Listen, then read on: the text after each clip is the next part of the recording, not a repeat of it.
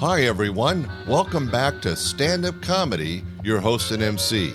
For over 5 years, we've been diving deep into the world of stand-up comedy, sharing stories, insights, and laughs with some of the most talented comedians, club owners, and industry insiders around. Now we're taking you on a trip down memory lane with a special Best Of series. We've handpicked some of the most unforgettable moments, greatest laughs, and top insights from past episodes. So whether you're a longtime listener or just joining us, these episodes are packed with gems you won't want to miss. So sit back, relax, and get ready to relive the laughs. This is Stand-Up Comedy, your host and MC, the Best Of edition. This is another episode of Stand-Up Comedy, your host and MC, celebrating 40-plus years on the fringe of show business. Stories, interviews, and comedy sets from the famous and not so famous. Here's your host and MC, Scott Edwards. Hi, and welcome to this week's episode. We have something totally different for you again. I keep mixing it up, but I'm trying to keep it entertaining for all the podcast listeners. This particular show was a one-night-only show celebrating New Year's Eve in 1983. So this goes back quite a ways, but I think the entertainment is solid, is still very funny, and this New Year's format makes it kind of unique. Now, because it was taped live for New Year's Eve, it's a bit noisy in the background. You'll hear party horns and a lot of hoots and hollers, and that's because we're trying to have a big New Year's party for all the audience. The reason I'm bringing this up is this particular show, I'm only featuring the opening act and featured act from that special New Year's Eve. It was a headliner-packed evening. Closing this podcast, a very funny comic I'm sure you've heard of, all the way from Russia, Yakov Smirnoff. We were one of the first clubs. He started working as an opening act in the early 80s, and he had worked his way up to a headliner by the 1983. But in this particular case, because it was New Year's Eve and it was a headliner-packed show, he was the featured position or came up second on stage. We'll talk more about Yakov later in the show. Right now, though, I want to introduce our first act. This is a very funny comedian, Lois Bromfield, and she was a regular at the club all through the 80s and 90s, ended up being a writer of a lot of the shows you may know. She was one of the writers on The Roseanne Show in the 90s and The Drew Carey Show. Later on, she became a producer and writer for HBO in the early 2000s. And if you've never seen it, and we're going to get to hear it on this podcast, I'm so excited to bring it to you. One of her famous bits was Sorority Girls From Hell. It was a hilarious bit that she would do live on stage for the audience, but it was so good, HBO turned it into a little mini piece, and you can still find it on YouTube. But what's even better than the video, we have the live performance of that bit on this podcast. It's extremely funny, very different and unique, and it comes with a lot of other material that Lois did at the time to celebrate New Year's with our audience. All right, why don't we jump into it? As I said, enjoy the comedy and entertainment of Lois Bromfield. Coming up to the stage from Southern California, a regular here at Laughs Unlimited, very special treat to have her this evening. She headlines all over the country, a featured act at the Comedy Store in Southern California all the time. Also a regular on the Thick of the Night show. She'll be seen again January 9th with 2 repeat performances on Thick of the Night in February. Ladies and gentlemen, a wonderful round of applause. Our first act tonight, the very beautiful Lois Bromfield. Right here, Lois Bromfield. You look great, real sophisticated and stuff. That's great. You look great. Can I see your glasses for a second? I won't ruin them. I promise to be real careful. Oh, did I? Oh, look, I see them again. Or I'll smack your face so hard. Oh, that's right. I remember you. Yeah. These are, these are beautiful. Look at these. So classy looking, and you'll be wanting these back real soon. These are great, though. These are strong. You don't have to call home just if everything's okay. These are great. You can look towards your house. And you kids, put that down. These are great. You can start fires and shit. This is great. Burn little holes in your clothes.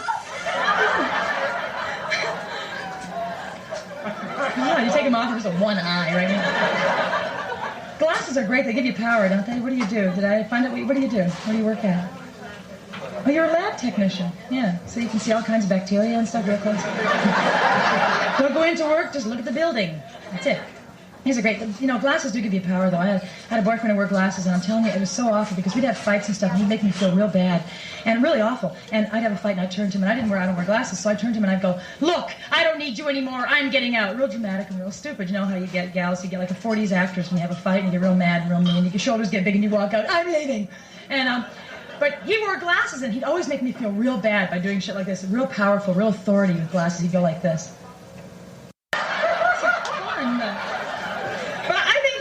Have the most fun with glasses. I bank at a bank where everybody's in a bad mood all the time, real awful, you know. And they are real bitchy, really awful. And you go into the bank, and like my bank, the one clerk that I always go to, she wears glasses, and she's really awful, and she does stuff like this with her glasses and really uses her authority with her glasses. She goes like this. She looks at my passbook and she goes, well, you don't have any fucking money. Next. A lovely woman. So awful.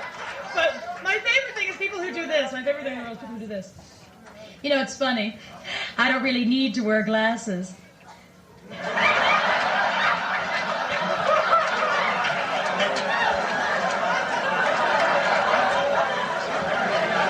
awful. These are fun, though. I'm over here, by the way. Because you're looking behind you. Fuck, I don't know. And you can wear them on your head and stuff. It's great. Did you almost fall just then? What a charmer. Boy. I can't get my seat up. Fuck off. I hate it. Do you carry anything in your purse to protect yourself? Mace or anything?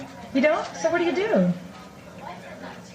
What do you do? That's a great way to defend yourself. I have a friend who tells me that she just puts on an attitude. You know, attitude works every time. If somebody's going to attack her, she just goes, don't, okay?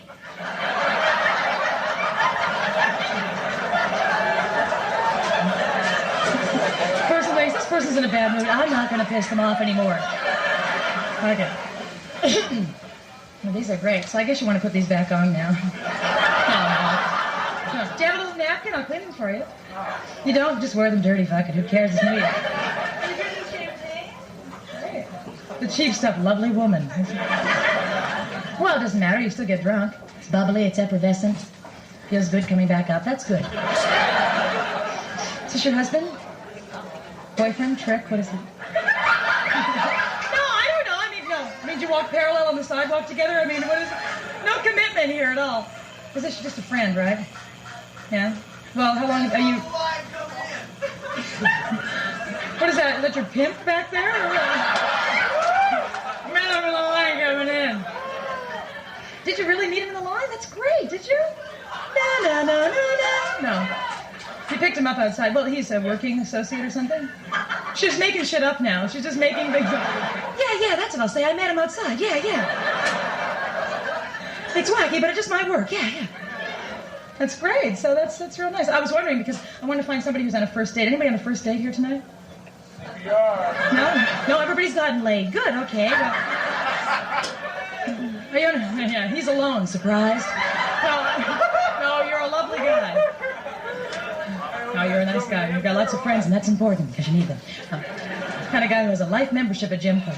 Okay, but those are hard to get, aren't they? It's so New Year's. It's so great, though. It's so much fun, and we're all going to scream and go berserk and throw up on ourselves, but it's fun.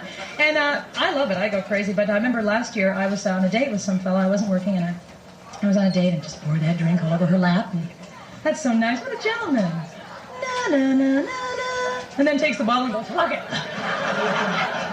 But I was on a date with this fellow, and it was really awful. I don't know about you gals out there, but I get real scared when I'm on a date with somebody I like a lot, and I can't be myself, you know. I can't be a pig woman.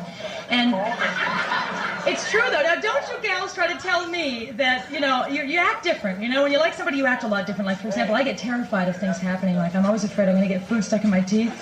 All night long, I'm not going to know I got a big piece of lettuce or an olive right here. And you feel like such a moron, right? You're smiling all night going, smiling. And he's going, what is that thing right there? Do I have to wear one of those to be with you? What is that? I get so terrified of stuff like that. Jesus.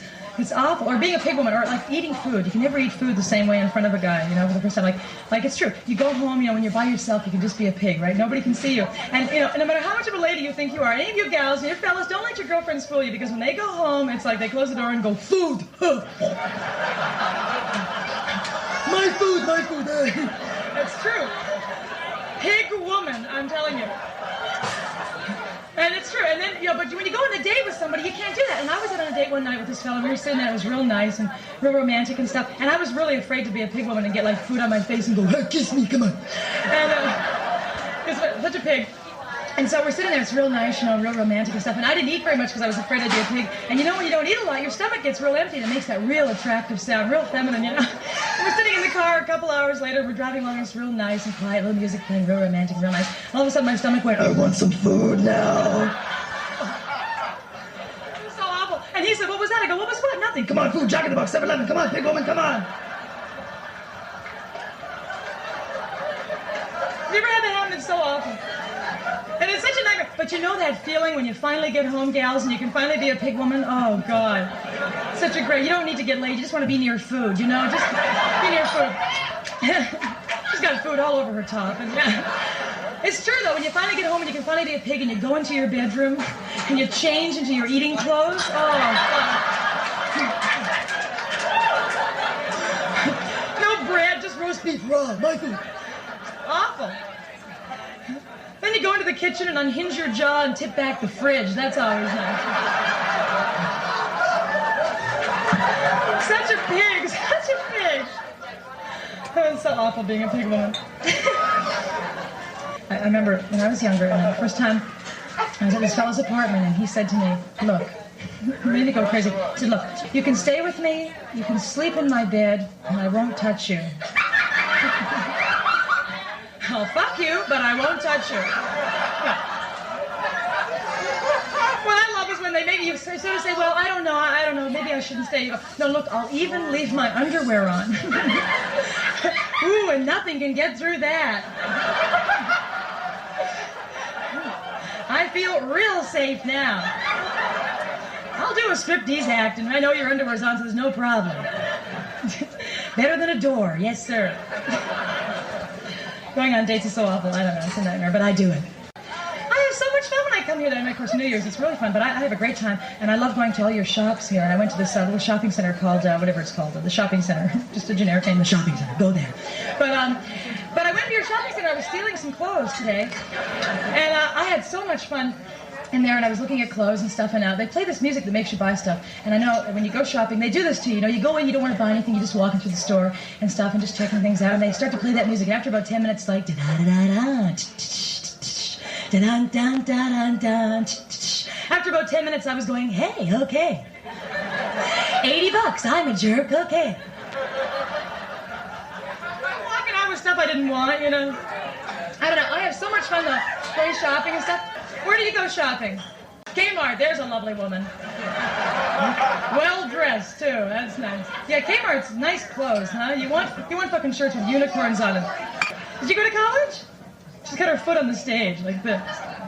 Somebody like kick you in the back? Are you? Yeah, feel free to just lounge, you know. If you're cold, wrap the curtain around you and shit. Do whatever you feel is right. That's it. I was at college because I'm from Canada originally. Anybody from Canada? No, I'm from Toronto, and you're from Newfoundland, and you swam here tonight, and you're happy to be here. No, but that's great. I wanted to go to college, but I'm from Canada, and I'll tell you something. I wanted to go to college so badly, and I didn't go. I wanted to go so badly, but I used to watch these movies about college life, you know, and they weren't like just normal movies that you guys have here, normal stuff, but you Americans would send all their awful films up there and put them on slower for us. And it's true, really awful. But I used to watch these movies about college life, right, and they were really stupid, really they never meant anything, real silly, and they'd have 4 characters in them, right, in the college films, and they were like murder mysteries, and they were always in black and white, and cost about $4 to make, real stupid. And they'd have 4 main characters. The first 3 characters in these college films were the 3 girls, right, the 3 real tough girls of the school that set all the trends and were real tough and real brave and real bold and flirted with all the guys and hated all the girls. And they hung around together all the time, the 3 gals. And there was a blonde, a brunette, and a redhead. And their names were like Donna, Sandra, and Debbie, right, the 3 sluts of the school, right. And the film would be called something like Sorority Women From Hell. Real stupid name to the film, right, with like runny letters and stuff, real stupid. And they'd have them, and you see them at the beginning of the movie standing there on the campus, and they wore like really pointy shoes, with a little, like for people with one toe, and really awful. And they'd wear like really, really tight blouses, and their tits always stuck out, and they were real tough, real tough. And they wore like lots of jewelry and lots of makeup and stuff, and their hair was always all frizzed out and lots of lipstick, and they'd smoke cigarettes. They had lipstick on the end, they bought them that way. And real awful. And they'd smoke cigarettes, and they'd walk around, and they'd see some guy walk by, and they'd go, and they'd shoot down, and they'd go, "Hey, Bob, why don't you come on over later and see us?" And they were just real obnoxious, and they'd laugh real loud, and you hated them. Everybody hated them in the whole campus, right? And you hated them watching them on TV, you hated them. And every time you'd see them in the film, in this movie, you'd hear their theme music. You'd hear this. They'd be smoking. You'd hear dun, dun, dun, dun, dun, dun. So when you heard that music, you knew you were going to see the three awful tough girls on the campus, right?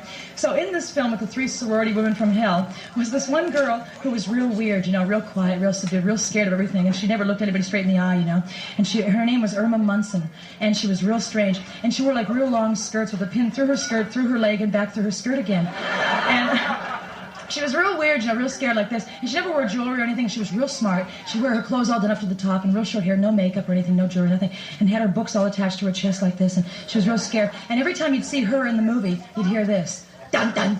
Ah, dun, dun. Dun, dun, dun, dun, dun, dun. Dun, dun, dun, dun, dun, dun. Dun, dun, dun, dun, dun, dun. So you knew there was something not quite right with Irma. Wasn't good. So, she was mental. So every time the girls would see Irma, they'd taunt her and tease her and push her because she was so weird and she had cooties and she smelled funny. The whole bit, everything was wrong. They made everything wrong with her, So she'd walk by minding her own business, never bothering anybody, just being smart and to herself and scared of the three girls, right? She'd walk by and the girls would see her, they'd go, "Hey, Irma, look at your stupid clothes. You can't even get a guy." Dun, dun, dun, dun, dun. You're so stupid. She'd go, "Leave me alone. I've done nothing to you." Dun, dun, dun, dun, dun, dun. Irma's gonna go nuts. Dun, dun, dun, dun, dun, dun. Go, go, go, go. And every day, all the time, no matter what, she'd walk by and the girls would go, "Irma, Irma, Irma, stupid, ugly Irma." Dun, dun, dun, dun, dun. She'd go, "Please, no more. Leave me alone." Dun, dun, dun, dun, dun, dun. Irma's gonna go nuts. Dun, dun, dun, dun, dun, dun. Go, go, go, go. So one day,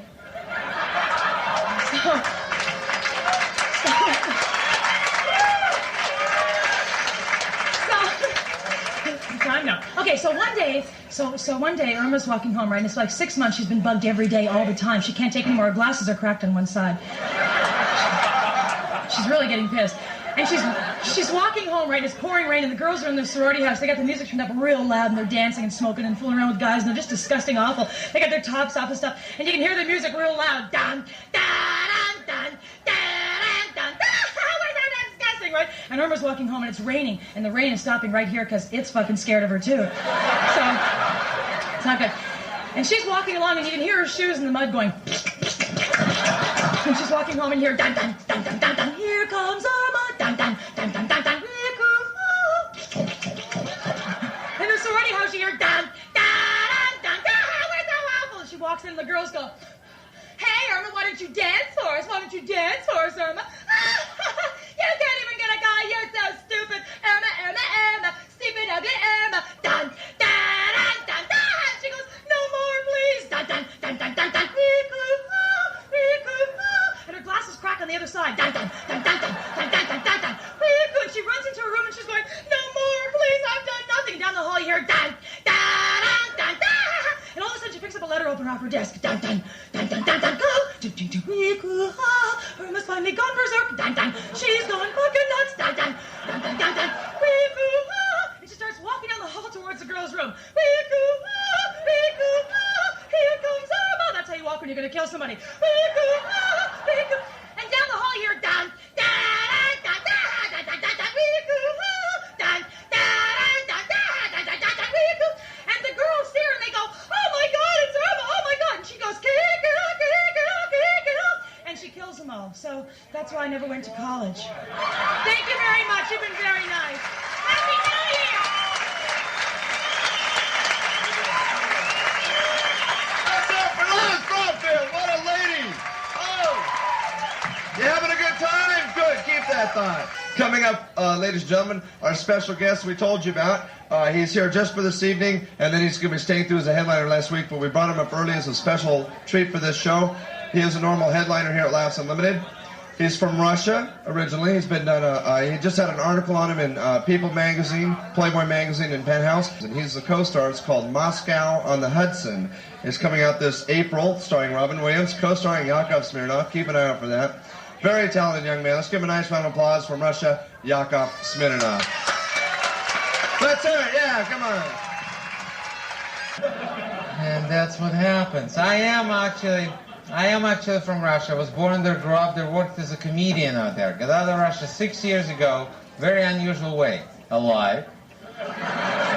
What surprises me that Americans don't know that we have comedy in Russia. We have comedians. They're there. They're dead. They're there. It's hard to do comedy in Russia because you gotta write out all your material and you send it to Department of Jokes. I'm not making this up. They send it back to you censored, and you have to stay with the script. You can't improvise. If somebody heckles you from the audience, you can't say, like, your mother wears army boots. Because she probably does. And she'll hurt you, you know? Yeah. It's great that the comedy out here. You can go on the stage and actually say anything you want to. You can go even to President Reagan and say, I don't like Reagan. We can do the same thing in Russia. We can go to Andropov and say, I don't like Reagan.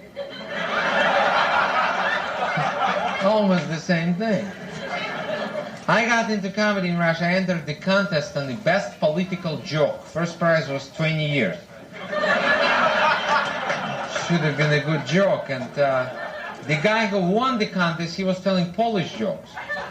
Polish people bought 200 septic tanks, and they will attack Russia when they learn how to drive them.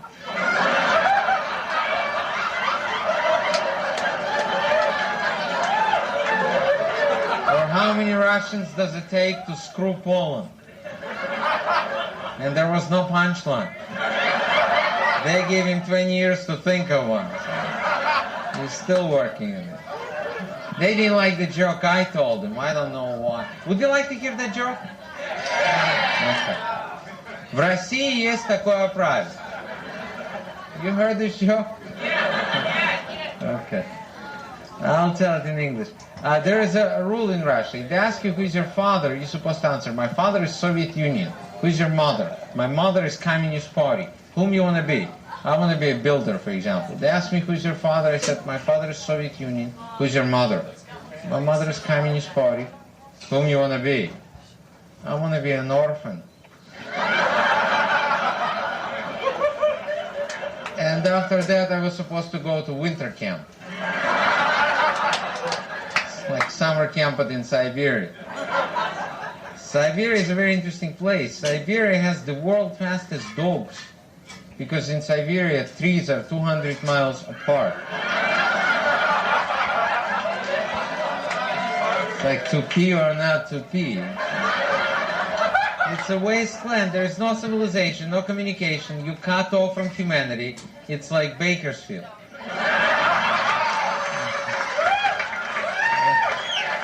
Not as bad as Bakersfield. That's when I realized I want to get out of Russia, but it's not easy to get out of Russia because you apply for a visa, but they give you MasterCard. What are you going to do with a MasterCard? So after 2 years of waiting, I got an answer, get out.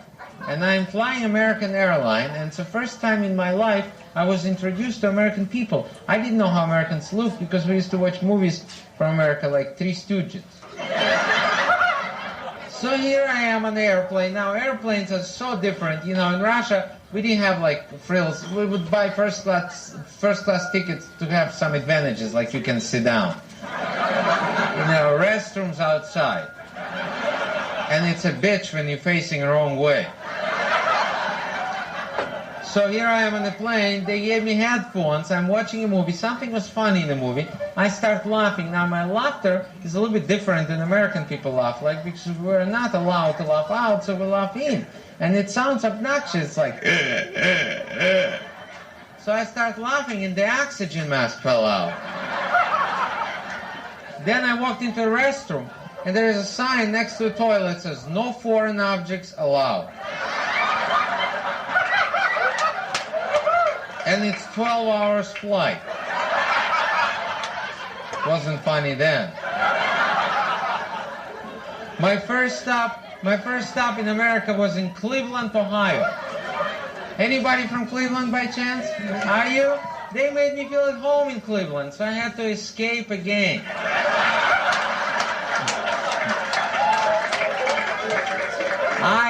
I make fun of Cleveland only because everybody makes fun of Cleveland. Yeah.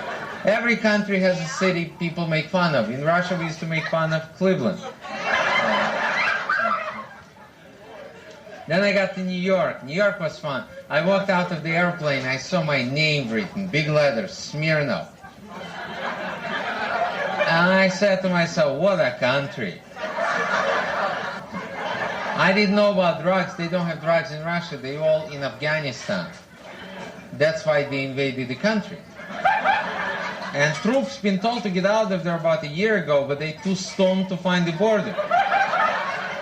Smoking the cigarettes called Gudstavsky. Moscowy Wowie. The only drugs they do have are downers. We call them bullets. Delmelly, oh wow, bitching. Everybody was telling me, try drugs. So I tried X-Lax. And I wasn't getting high, I was sitting real low. Then someone gave me that white powder, cocaine, and they said, if you want to make it last longer, chop it up with a razor. So I used my Norelco. That was a mistake. Now every time I shave, it costs me $200. I realized I can't sell drugs for a long time. I have to learn your language to get a decent job. So I locked myself into a room and I was watching television for 3 months, and then I realized it was a Spanish station. The only job I could get was body and fender work.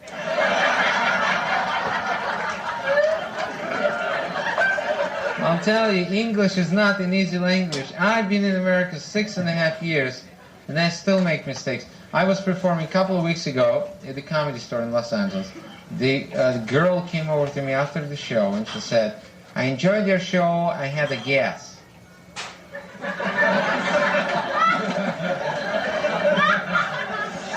Now, I appreciate the honesty, but I don't want to know.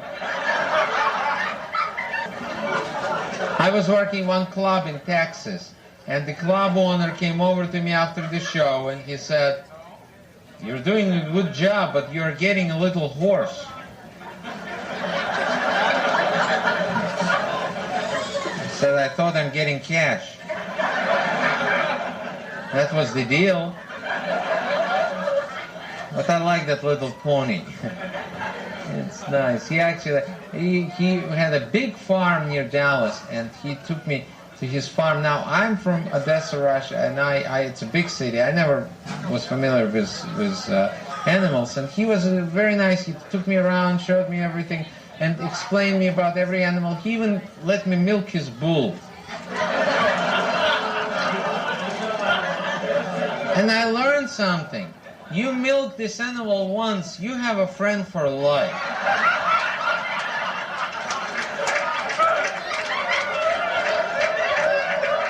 He was following me around. Very nice animal.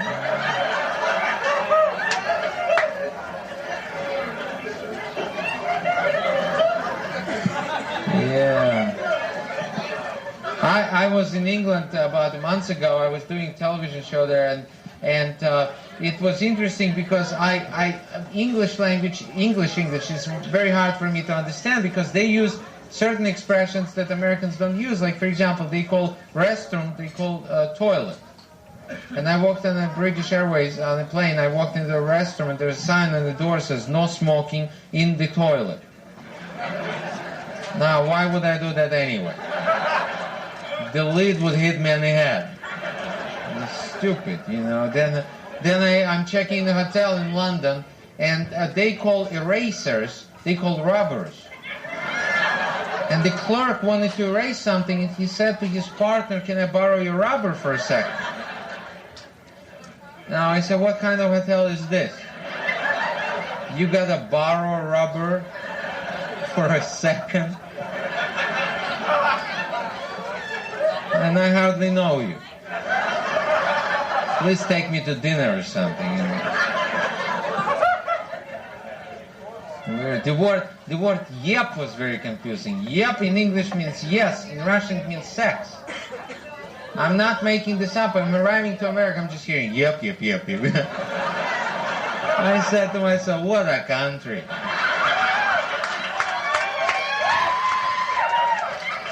Yep. I asked a friend of mine, "You want to do something tonight?" He said, "Yep." I said, "No." You see, we don't have gay people in Russia. We have homosexuals. They just can't be gay about this. They can't. They get 7 years in prison for homosexuality, locked up with other men. And there is 3 years waiting list for that. Yep. I used to walk into ladies' rooms. That was really embarrassing. Because women would scream. You see, in Russia, you walk into a ladies' room, they don't scream. You do. It's not a pretty picture. I don't want to make fun about Russian women because it's not really their fault that they look like that. They don't have oil of Olay. They have lard of Olay. There's no products for women. We had exhibition in Moscow about 7 years ago. It was exhibition of women's underwear. I went there just for fun, not to buy anything. And there was sale. First came French woman and she asked for 7 pair of underwear. I said, "Why do you need 7 pairs?" She said, "Well, it's Monday, Tuesday, Wednesday, Thursday, Friday, Saturday, and Sunday. Every day I need different pair." Next was American woman. She asked for 5 pair. So why do you need 5? She said, "Well, it's Monday, Tuesday, Wednesday, Thursday, Friday, but Saturday and Sunday I don't need it." Yep. And next was Russian woman. She asked for 12 pairs. So why do you need 12? She said, "Well, it's January."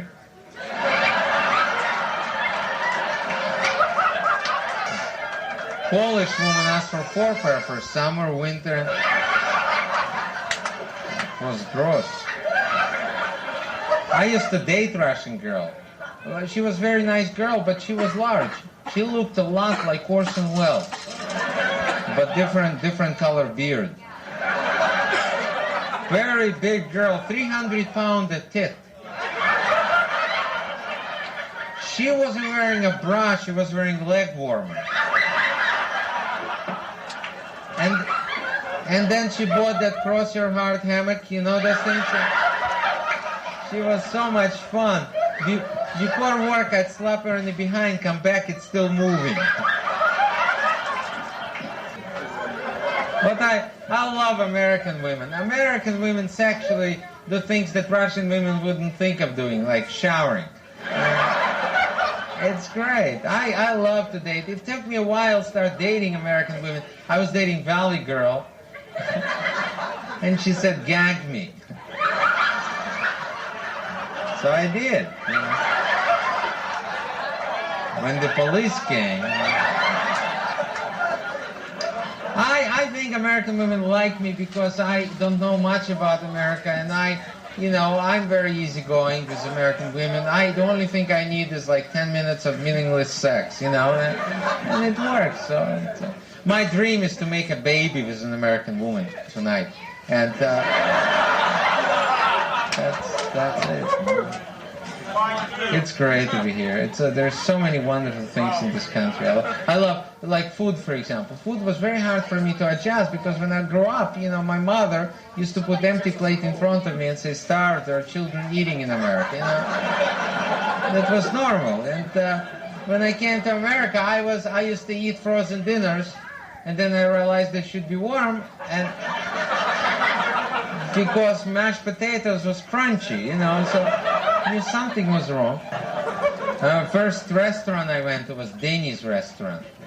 We don't have Denny's in Russia, thank God. I walked in and they said, "How many people in your party?" I said, 2 million. And they gave me a corner booth. Very clever. This is a real Russian suit made in Poland. And don't look for the union label. Those are Russian designer jeans. Calvin Kremlin. This is what they advertise on Russian television. You see, we don't have different brand names of things. Like clothes would say clothes. Generic stuff. Yeah, that's it. There is no products. I mean, there is no reason to advertise. There's 2 channels on television. Channel 1 is propaganda. Channel 2, there's a KGB officer who tells you to turn back to Channel 1. There's no comedy, no variety. We used to watch shows in Russia, soap operas like One Day to Live. Or Search for All My Children. Game shows like Bowling for Food. Shows like Love Barge. Or Leave It to Brezhnev. My favorite show was about the guy who has an opportunity to leave Russia but stays, called That's Incredible. Then Wonder Woman. She looks like a woman, but you wonder. Commercials are different too. You have American Express, we have Russian Express. Commercial goes like this. Russian Express card, don't leave home. Reach out, interrogate someone. That's why I like American commercials. They're so cute. I love those dancing cats. Chow, chow, chow, chow. And singing raisins. And a little guy in a boat in the toilet. And then they tell you don't use drugs.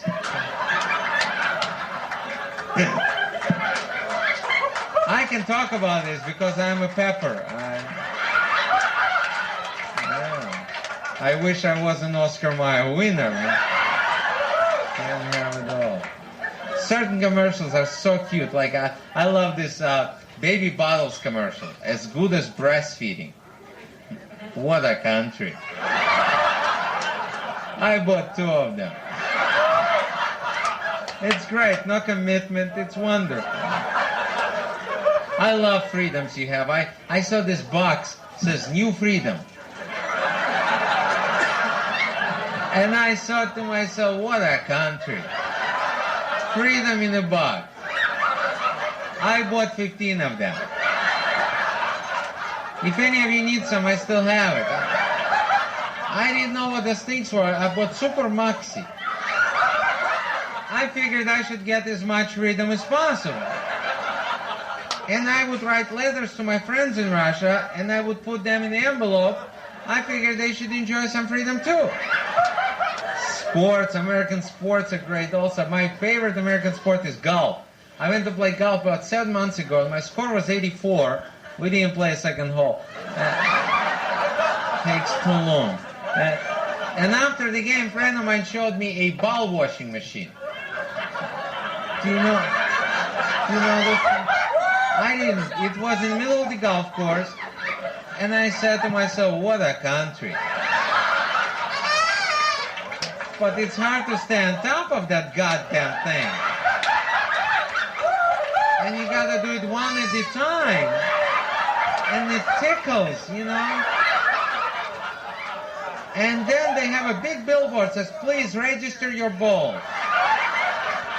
What a country. You lose them, they send them back to you. Then I love the expression they have in baseball. When you have 4 balls, you walk. How can you run with 4 balls? Sure you walk. You walk proud. And very slow.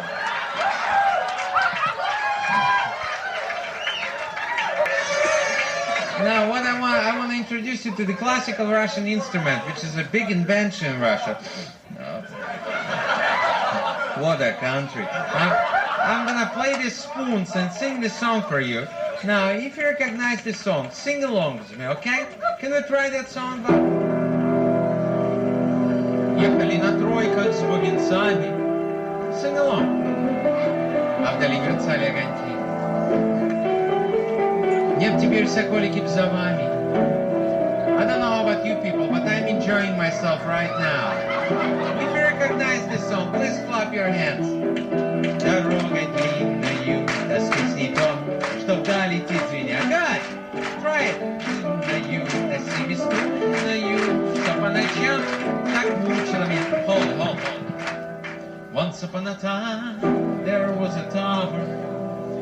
Cluster lady for a second.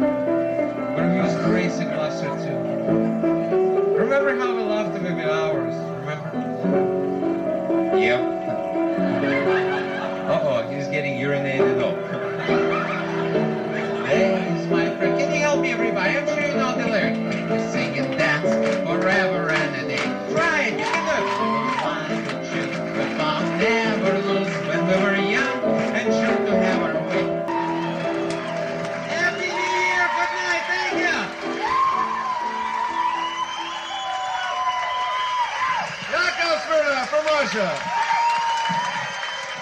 Ladies and gentlemen, that was the very memorable Yakov Smirnoff. As I mentioned in the beginning, he first came over from Russia about 1977 and started working for my club in the early 80s as an opening act and worked his way up pretty quickly to a featured act and then a headliner. On this particular special one-night-only New Year's show, he was the featured act, and as you can see, as funny as ever. Yakov Smirnoff hit the peak of his popularity in the mid to late 80s when communism was starting to crash and fall in Russia. In fact, he ended up writing material for Ronald Reagan, who was meeting with Brezhnev and some of those guys during that shutting down of communism, and Yakov ended up being the lead speaker at the Correspondents' Dinner of one of those years. He was a regular at the White House and did a lot of writing for President Ronald Reagan at the time. Well, that was our special show for this week. We hope you enjoyed the podcast. Flashing back to 1983 and a New Year's show certainly has a lot of history to it, but as I'm sure you agree, the comedy stays fresh and still works. Thanks again for listening to the podcast. If you get a chance, share it, rate it, and thanks so much for listening. Bye. We hope you enjoyed this episode of Stand-Up Comedy, your host and MC. For information on the show, merchandise, and our sponsors, or to send comments to Scott, visit our website at www.standupyourhostandmc.com. Look for more episodes soon and enjoy the world of stand-up comedy. Visit a comedy showroom near you.